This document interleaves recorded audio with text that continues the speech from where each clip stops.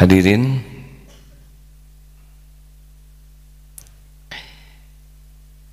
jadi keperluan terpenting dari manusia, satu, ingin bahagia, pasti. Yang kedua, ingin mulia, kita tidak mau hina. Dan yang ketiga, ingin selamat. Kita tidak mau bahagia tapi celaka, dihormati orang tapi celaka, dan selamatnya ingin dunia wal akhirat. Nah, siapa yang menggenggam semua ini? Yang menggenggam semua ini hanyalah Allah Subhanahu wa ta'ala. Kita itu mutlak ciptaan Allah, sehingga yang paling tahu semua keperluan kita adalah Allah Subhanahu wa ta'ala. Tidak ada yang lebih tahu selain Dia, karena Dia yang mendesain, Allah yang menciptakan, dan Allah yang mengurus. Jadi kalau kita berbicara keperluan kita, maka Allah lebih tahu keperluan kita daripada kita sendiri. Benarkah? Yakinkah hadirin? Harus yakin dulu begini. Jadi yang harus kita yakini bahwa kita ini ciptaan Allah, dan kita ini milik Allah, dan kita setiap saat diurus oleh Allah, karena kita tidak tahu bagaimana mengurus diri ini. Ciptaan Allah, milik Allah, diurus oleh Allah setiap saat, dan tidak ada yang bisa menimpa kita kecuali dengan izin Allah.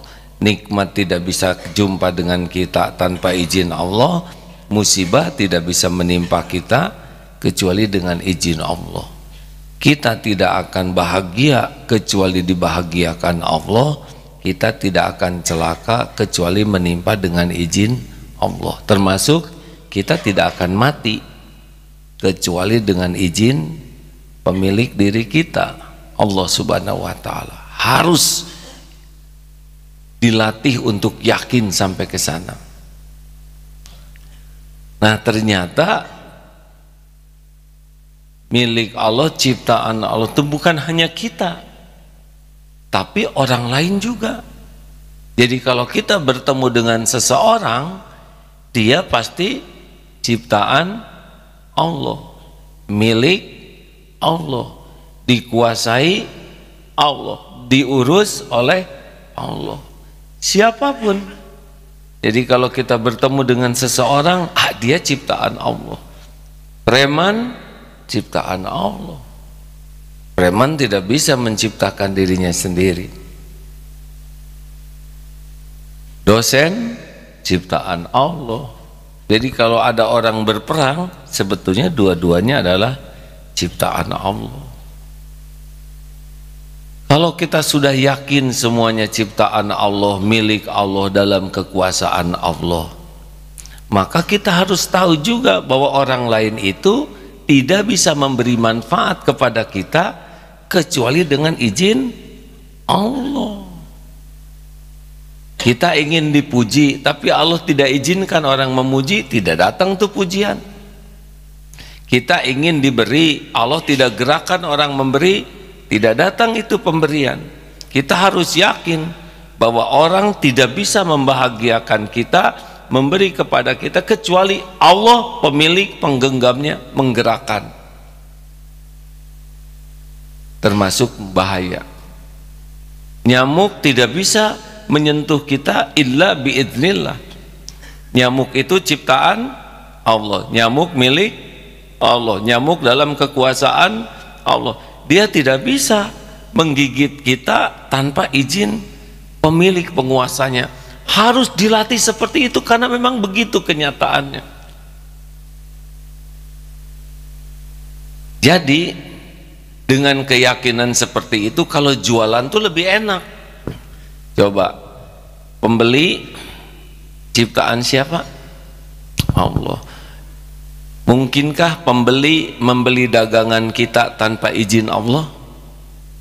Jawab, tidak bisa. Jadi kalau kita mau baik kepada pembeli, kita misalkan pedagang, ya baik saja. Kenapa kamu baik? Karena Allah suka kepada orang baik. Selesai. Dia beli atau tidak beli, ya itu masalah selanjutnya. Tapi bagaimana kita berjualan, bersikap baik dengan niat baik kepada klien, itulah amal kita. Dia beli berarti kita dapat pahala, dapat rezekinya, insya Allah barokah. Dia tidak jadi beli, kita dapat pahala dan dapat juga kesabaran. Enak kan begitu? Jatuh cinta kepada seseorang, ini buat yang belum nikah dan yang sudah juga. Karena yang sudah nikah juga ada yang jatuh cinta. Benar Pak? Kok Bapak ngangguk? Ya udah nggak apa-apa, emang benar. Tidak bisa berdusta ya diantar. Bapak nunduk aja takut ditanya. Jatuh cinta kepada Rasulullah Sallallahu Alaihi Wasallam, jatuh cinta kepada Allah Subhanahu Wa Taala, itu kan sah itu hadirin. Nah, bagaimana supaya dia jadi jodoh? Lah yang menguasai pasangannya siapa? Coba yang menciptakan akhwat siapa nih buat ikhwan? Wan. Yang menciptakan akhwat siapa? Yang mengurus akhwat siapa? Yang membulak-balik hati akhwat siapa? Udah lempeng. Tapi calon mertua tidak setuju. Calon mertua ciptaan siapa? Yang membulak-balik hatinya Allah juga. Tenang hadirin. Tapi dua-duanya nggak ada yang setuju. Ya berarti nasib saudara. Lalu kenapa kok saya jatuh cinta sama dia, padahal dianya nggak jatuh sama sekali? Malah sama-sama mau, saya mau sama dia, tapi kelihatannya dia mau muntah lihat saya. Mungkin Allah tanamkan cinta di hatimu karena pandanganmu tidak terjaga. Allah tahu saudara ngelirikin dia terus, tiap dia nyebrang dilihat, udah jeleb we dihantem ku Allah tanya. Mabok kepayang jatuh cinta. Kenapa? Ya karena kita enggak hati-hati dalam menjaga apa yang dilarang oleh Allah Subhanahu wa taala. Gimana dong caranya? Kan nggak enak saya mencintai orang yang tidak mencintai. Ya minta kepada pemilik cinta. Siapa? Allah. Minta dicabut. Allah, kita tidak tahu tentang otak ini, belum pernah dibuka otak kita. Minta, ya Allah, hanya Engkau pemilik.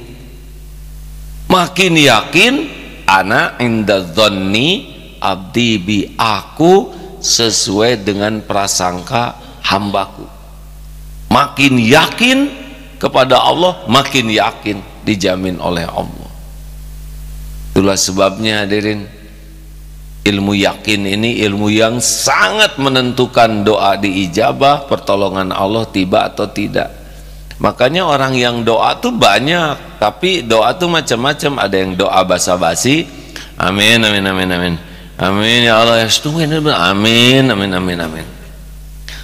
Ada juga yang doa, dia doa tapi tidak pakai hati. Robbana atina fid dunya hasanah wa fil akhirati hasanah wa qina adzabannar. Yang tadi mah udah nggak pakai pikiran, nggak pakai hati. Ini doa nggak pakai hati. Makhluk, acungkan tangan, apa saja harapan kita dari selain Allah, dari makhluk. Cung, yang suka ada di hati biasanya apa saja? Ngacung. Jangan takut atulah, nggak akan dipatahkan tangannya ya.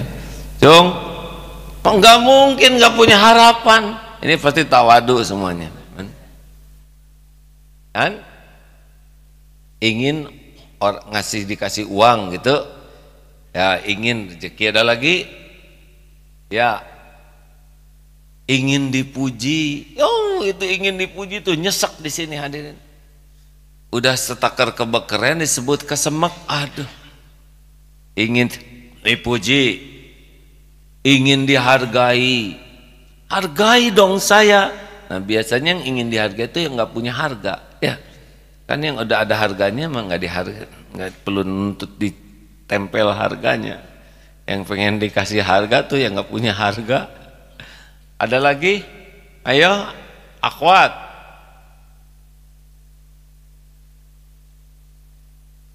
Han?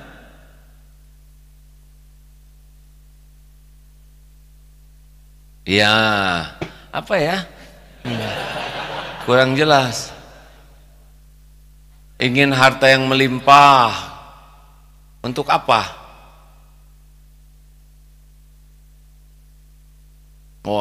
Mending harta yang melimpah atau harta yang cukup? Melimpah capek ngitungnya. Yang penting mah bukan melimpah, nanti garong jadi pengen, ya.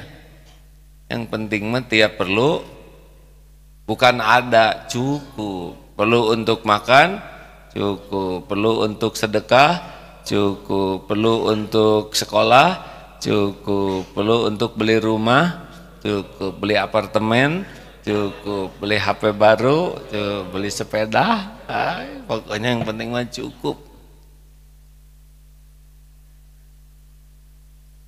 Iya, sepatu banyak nggak ada yang cukup, stres, ya. Betul? Baik. Apalagi keperluan kita? Ya, ingin dihormati, ingin dihargai, itu semua bikin tidak bahagia.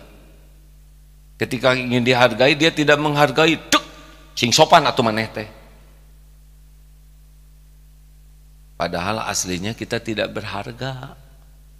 Kita kan dihargai orang, dihormati orang karena Allah masih nutupin aib kita, masih nutupin dosa dan maksiat kita.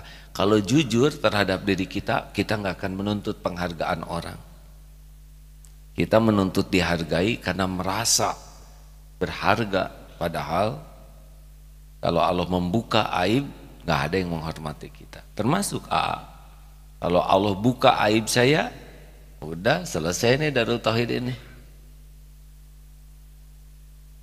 Emangnya punya aib? Punya banyak dosa, tapi ditutupi oleh Allah, nggak boleh dibuka oleh kita. Tinggal tobat aja kalau yang udah terjadi, gitu. Ingin apa lagi? Cung, apa yang suka kita inginkan dari orang lain? Dihormati, dipuji, dihargai, diberi, apa lagi? Merah, ingin diapain? Ingin disayang. Lah, semuanya pengen disayang, kenapa ribut ya enggak? Disayang tidak harus oleh calon, ya. Ingin disayang oleh atasan, betul? Ingin disayang oleh guru, bahkan kalau ketemu singa ingin disayang singa. Katanya penjahat juga pengen disayang itu oleh yang nangkepnya, ya. Betul, betul. Yang ngebulak-balik hatinya yang kita adalah Allah. Makin ingin disayang ke manusia, makin nyesek. Ibu nggak sayang sama saya, itu teh ciri-ciri, ya nggak? Papa nggak sayang, gitu. Makanya makin ingin disayang itu makin nyesek di sini. Harusnya bagaimana? Bukan di. Ingin menyayangi, ingin memberi, ingin menghargai, ingin menghormati. Makin ke makhluk. Nah, kalau di kepada Allah, ingin disayang Allah, ingin dimuliakan Allah, ingin dicintai Allah. Kalau di ke makhluk, nyep aja di sini tuh langsung nggak enak. Makin kuat harapan ke makhluk, makin menderita. Kenapa kok menderita? Karena Allah nggak suka. Allah tahu isi hati kita. Ini kenapa ini makhluk malah bersandar kepada yang tidak ada daya, bukan kepada Tuhannya, penciptanya, pemiliknya, yang ngurusnya. Bersandar ke makhluk, Allah tahu, set aja dikasih oleh Allah tuh nggak enak hati tuh, galau. Makanya kalau ingin doa kita mustajab, ingin hidup kita tercukupi oleh Allah, mujahadahnya adalah lepas dari berhalap ke makhluk, bentuk apapun. Jangan ingin dihargai, jangan ingin dihormati, jangan ingin diberi, jangan ingin ada lagi ingin apa lagi? Ingin diakui. Kemarin viral tuh yang Agim apa? Six pack. Pada saat viral itu saya lagi batuk, hadirin, six pack batuk. Menik nggak nyambung dengan keadaan saya. Ayo viralnya lagi begini itu ya, hari aslinya lagi begitu. Jadi saya sembunyi dan nggak cocok dengan yang viral. Nah hadirin sekalian, ingin diakui, kadang-kadang kita ingin diakui kepintaran kita, ingin diakui hafalan kita, ingin diakui keahlian kita. Kita tuh ngarep-ngarep di hati tuh. Itulah yang menyebabkan ngobrol tuh suka segala diobrolin, suka segala diceritakan. Kenapa? Karena kita ingin diakui. Itu bikin boros kata-kata dan boros dosa, dan boros juga hilangnya pahala. Ada lagi? Ayo. Dan ingin dibalas budi. Betul itu juga. Kita udah berbuat baik, ingin diterima kasihi, udah berbuat baik, ingin diakui kita berbuat baik, udah berbuat baik, ingin dia balas budi. Kasihan budi itu hadirin. Itu capek, udah kalau pengen bahagia lakukan, lupakan, lakukan, yang mantap lakukan, lupakan. Kalau ingin bahagia udah, cukuplah Allah yang melihat, Allah yang menilai. Ini dilatih hadirin, tidak sesederhana ini. Ceramah gampang nih, yang lebih gampang lagi yang denger, ya kan? Tapi ini kuncinya, ikhlas dengan tawakal tuh dekat, di sini letaknya. Orang yang ikhlas lepas dari makhluk, orang yang tawakal lepas dari bersandar ke makhluk. Makanya kekuatan iman seseorang itu ada pada keikhlasan dan ketawakalan. Gak mempan setan itu menipu orang yang ikhlas, setan itu tidak berdaya menipu orang yang tawakal.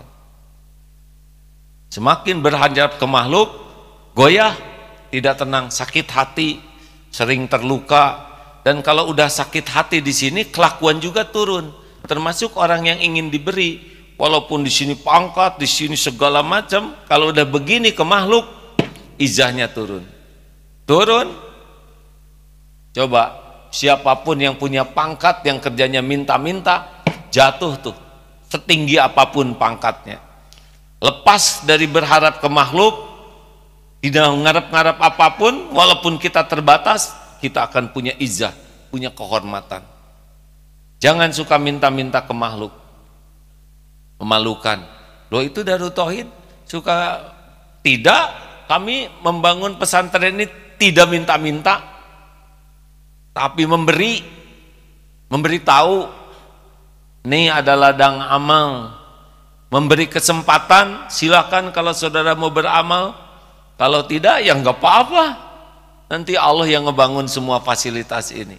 Nih kami sebagai manajemen menginformasikan ini ladang amal, gak ada sakit hati. Enak hadirin. Izzah kita terjaga.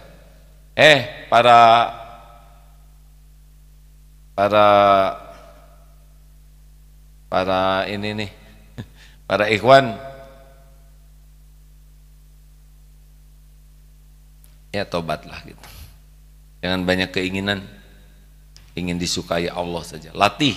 Kalau alarm hatinya udah tidak nyaman, pasti nih lagi bersandar kepada makhluk. Jelas? Ayo, ingin apa lagi? Ingin memiliki, cinta tak harus memiliki. Biarlah walau dia milik yang lain. Toel.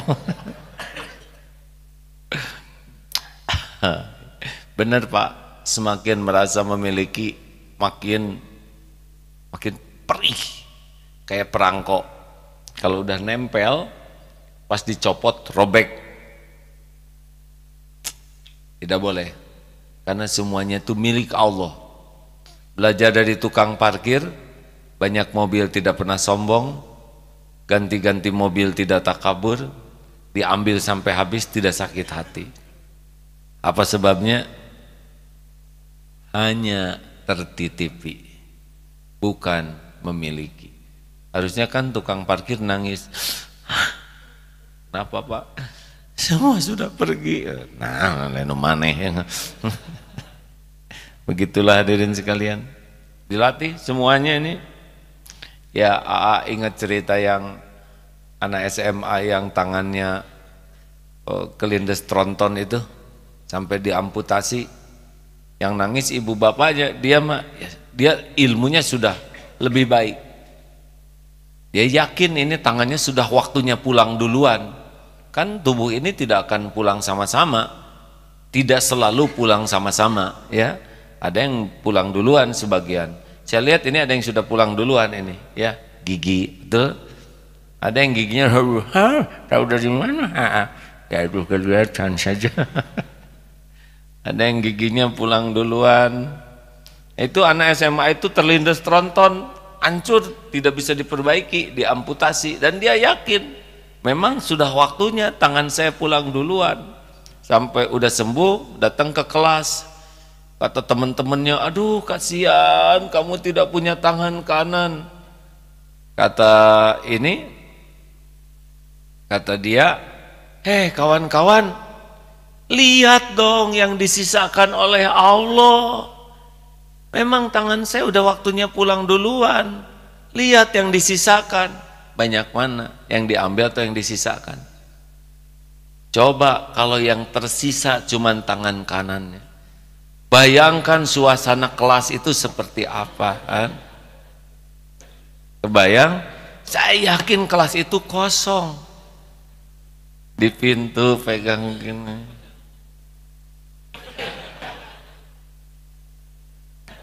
Bu guru, nggak bisa ngomong ya. Bubar itu gurunya juga. Kamu tinggal kanan. Ali, tolong punten HP Ali. Kemarin ada yang kirim video, boleh saya tayangkan?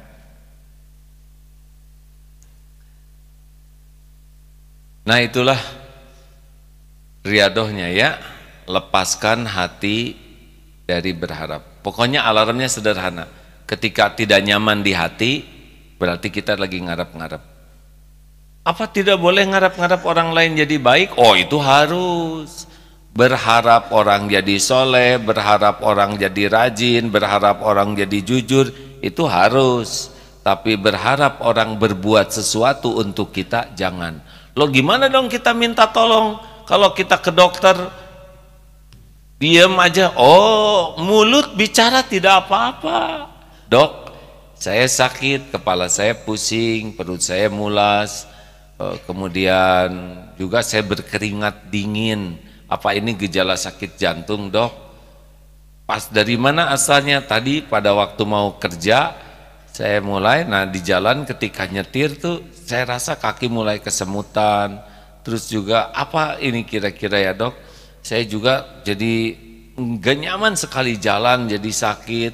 Pas diperiksa oleh dokter, oh sepatunya terbalik kok. Oh iya, kemarin waktu di Perth itu selesai bersepeda, kata temen teh, diurut, di apa diurut? Ya di siapa chiropraksi gitu ya. Oh, diapain itu? Datang aja lah, ada ahlinya, ada sertifikat dan profesional sekali. Tampakkan sertifikatnya, prosedurnya lama, lebih lama nanyanya daripada pengobatannya yang ada kendala enggak apa ya, paling pegel-pegel aja. Akhirnya suruh berdiri, dilihat aja oleh teman-teman juga ikut lihat. Ini katanya, oh rupanya pinggul kiri ini naik kurang lebih 2-3 cm. Coba membungkuk, pas membungkuk naik lagi di sini tulang pinggul ini. Ah ini naik nih. Oh ya Pak, saya tidak lihat pinggul saya ya. Akhirnya ya diservis lah ya. Aduh itu mah dengan gaya-gayaan truk tarik. Dah ya, coba berdiri lagi. Masya Allah, langsung rata tuh Pak. Rupanya itu hadiah jatuh dari kuda kemarin. Allah menolong Pak. Jauh-jauh ke Australia, di Australia diobati dan tidak tahu ada itu beletak-beletok seperti itu ya. Pas di ronsen rata gitu. Ya Allah, betapa Engkau Maha mengatur semuanya. Karena kalau pinggul naik terus bermasalah ke bahu, ke leher sakit itu. Jadi kaku. Oh, ya kayak fondasi saja. Kalau fondasinya rusak, bengkok, kan kebangunannya juga bermasalah, betul? Ya Allah, saya tidak tahu ada ilmu ini, saya tidak tahu dokter ini, tapi Allah taklirkan begitu. Cerita sedikit ya. Ini kan ke Perth itu yang langsung tidak ada, jadi harus ke Singapura dulu. Karena tiket mahal, saya cari yang ekonomi saja. Karena bisnis mahal, sampai ke Singapura, ternyata ada teman yang mau ke Singapura, ke Australia juga. Takdirnya pesawatnya sama dan beliau memang sangat pengen gitu sama-sama. Nah beliau tiketnya bisnis. Pas masuk ke pesawat jadi aja duduk bisnis, segitulah namanya bisnis TM tanpa modal gitu. Nah begitulah masalahnya, makanan pesannya itu adalah apa tuh yang udang yang gede tuh. Oh, lobster itu paling saya tidak suka ya, karena itu kolesterolnya mantep ya, disuguhin lobster jadi bagian lihat gitu aja. Sok buat pramugari gitu. Mudah bagi Allah mengatur segala urusan ya. Itulah, jangan banyak berharap dari makhluk. Insya Allah akan dicukupi oleh Allah, karena Allah tahu keperluan kita lebih tahu dari kita sendiri. Dan Allah menciptakan keperluan agar kita bersandar kepada Allah. Kalaupun kita harus berbicara kepada makhluk, hanya mulut saja, hati tidak boleh bersandar ke makhluk. Syariat kita sempurnakan. Kalau gitu gimana dong kita? Lakukan aja yang terbaik. Lakukan aja yang terbaik. Lakukan yang terbaik. Kalau jadi suami, lakukan aja yang terbaik. Istri menghargai atau tidak, didik dengan contoh, didik dengan doa, didik dengan ilmu, tanpa harus memaksa. Hargai saya, gak bisa. Cintai dong mas, saya mas, mana cintamu? Gak bisa, dipaksa juga. Jangan sampai seperti yang itu tuh, yang kecewa sesudah nikah. Tahu begini saya tidak mau nikah sama kamu mas, engkau tidak jujur, ternyata engkau tidak punya apa-apa. Kata siapa saya tidak jujur? Bukankah sebelum menikah sudah kukatakan, Dek, aku tidak punya apa-apa selain dirimu. Oh, so sweet, gitu. Saya ngaku nggak punya duit, malah disebut so sweet. Nah, giliran udah nikah ngadat. Hati-hati ya kepada calon suami yang mengatakan hanya engkau yang kumiliki. Berarti dia nggak punya duit tuh hadirin. Ada pertanyaan? Baik, terima kasih hadirin sekalian, para pengguna Facebook, terima kasih. Insya Allah kita sambung lagi dalam kesempatan yang akan datang, nanti siang di Masjid TSM, sore asar di Darut Tauhid dan isya di Darut Tauhid. Kita jumpa lagi lewat media ini ya. Kepada medsos silakan lanjutkan kegiatan lainnya, yang di masjid silakan menunggu. Assalamualaikum warahmatullahi wabarakatuh.